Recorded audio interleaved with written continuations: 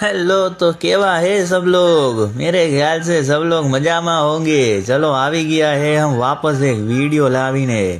तो हावे आप देखेगा इधर का एक कॉन्सर्ट। कॉन्सर्ट में तो आपको मालूम ही है, लड़के होते हैं, लड़कियां होती है, उनकी मम्मी होती है, उनका बापा होता है और उनका छोटा छोटा छोकरा होता है।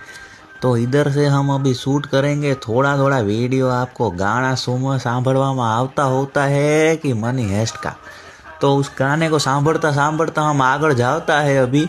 और अभी जाता जाता हम वो कॉन्सर्ट वाला स्टेज की बाजू में जाता है और फिर वापस आता है। और आप तो गाना यहाँ पे सुनते रहिए। और यहाँ का छोकरा इतना नाचता है और डांस करने में तो यार मैं सोच रहा था कि एनी पासेथी शीखी लऊं थोड़ुंक। पण क्या करे, अब हमारे नसीब में ना यहाँ पे काम करवानुं लख्युं छे। तो हवे काम करिए आपणे और चलते हैं हम थोड़ा आगे।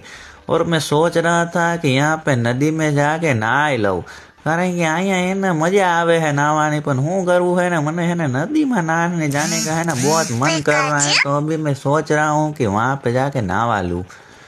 और अभी देख रहा था पानी यार बहुत है ना गंदा दिख रहा था अंदर, फिर भी कोई मछली नहीं था।